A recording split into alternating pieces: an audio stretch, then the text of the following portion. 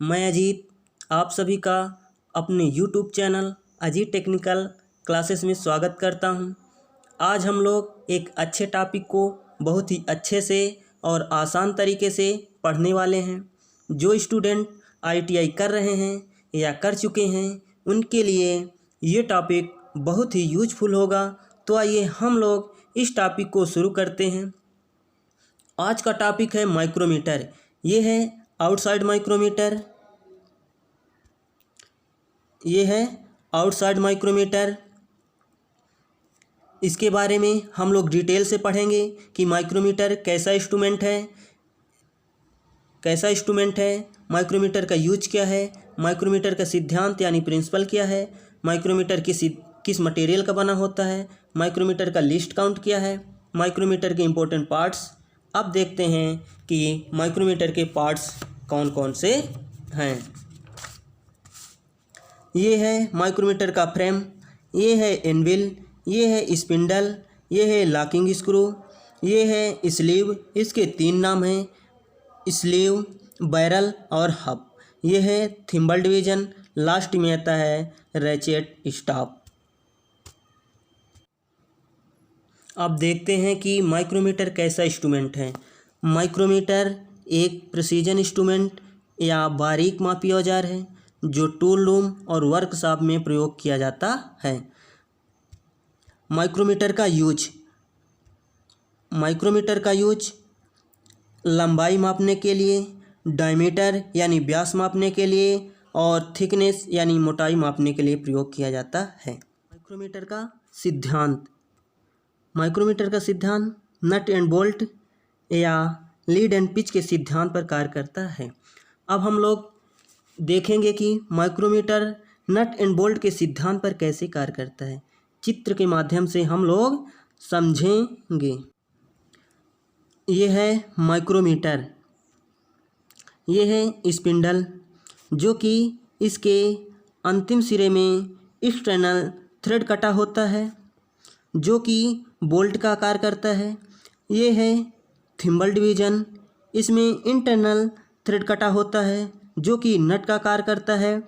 Thimble division को clockwise घुमाने से स्पिंडल आगे को बढ़ता है और एंटी क्लॉकवाइज घुमाने से स्पिंडल पीछे को आता है। इससे ये पता चलता है कि माइक्रोमीटर नट एंड बोल्ट के सिद्धांत पर कार्य करता है। माइक्रोमीटर का मटेरियल, माइक्रोमीटर इनवार स्टील का बना होता है जिसमें 36% निकिल वाली स्टील ही इनवार स्टील कहलाती है। माइक्रोमीटर का लिस्ट काउंट 2 प्रकार का होता है, मीट्रिक प्रणाली और ब्रिटिश प्रणाली। मीट्रिक प्रणाली यानी कि एमएम में लिस्ट काउंट होता है 0.01 mm होता है। ब्रिटिश प्रणाली यानी इंच में इसका लिस्ट काउंट 0.001 इंच होता है। माइक्रोमीटर के इम्पोर्टेंट पार्ट्स। अब देखेंगे माइक्रोमीटर के इम्पोर्टेंट पार्ट्स, सभी पार्टों को अलग अलग चित्र के माध्यम से। माइक्रोमीटर का frame invar steel, forge steel, cast iron का बना होता है। इसके फ्रेम के ऊपर ही माइक्रोमीटर का रेंज, माइक्रोमीटर का लिस्ट काउंट और माइक्रोमीटर किस कंपनी का बना होता है सब इस माइक्रोमीटर के फ्रेम में ही लिखा होता है। ये है फ्रेम, ये इसी के ऊपर ही कंपनी का नाम, साइज और लिस्ट काउंट लिखा है। ये है एनविल इनवार स्टील का बना होता है। इसके फेस में कार्बाइड की टिप लगी होती है। अब देखते हैं चित्र के माध्यम से। ये है एनविल, इसके फेस में ही कार्बाइड की टिप लगी होती है जो कि जाब को मेजरिंग करते समय ग्रिपिंग के कारण इसके माप में त्रुटि ना आए, इसके वजह से कार्बाइड की टिप लगी होती है। ये है स्पिंडल भी इनवार स्टील का बना होता है। इसके फेस में कार्बाइड की टिप लगी होती है। और स्पिंडल की एक इम्पोर्टेंट बात और है जो कि एग्जामों में अक्सर आता है कि माइक्रोमीटर में कौन सी थ्रेड कटी होती है? माइक्रोमीटर में एक्सटर्नल थ्रेड कटी होती है। माइक्रोमीटर में एक्सटर्नल थ्रेड कटी होती है। अब देखते हैं चित्र के माध्यम से।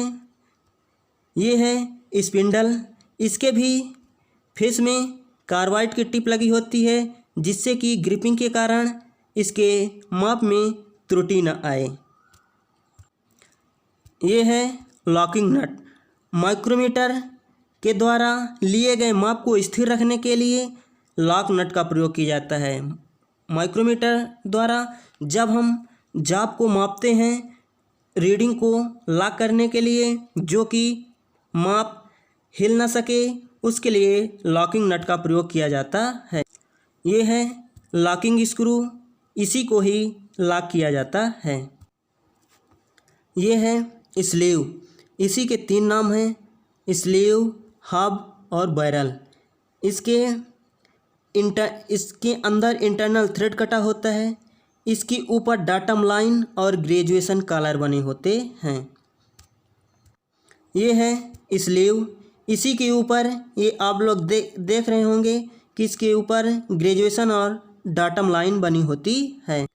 ये है थिम्बल डिवीज़न, इसका एक किनारा बेवल एज होता है जो बराबर भागों में बटा होता है।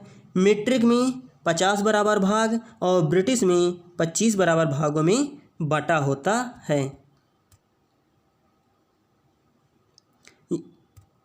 ये है थिम्बल, ये है थिम्बल, ये है बेवल एज जो कि 50 बराबर भागों में बटा होता है। ये है लास्ट में आता है रैचेट स्टॉप, लास्ट में आता है रैचेट स्टॉप।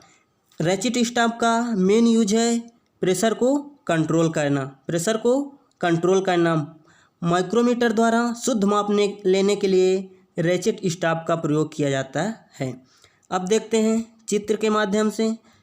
यह है रैचेट स्टॉप। जाप को मापते समय रैचेट स्टॉप को क्लॉकवाइज घुमाने से इसे टर टर की आवाज़ आती है, जिससे कि पता चलता है कि अब हमको प्रेशर नहीं देना है, जिससे कि शुद्ध माप ले सकते हैं। अब हम लोग नेक्स्ट वीडियो मिलते हैं। आज के लिए इतना ही।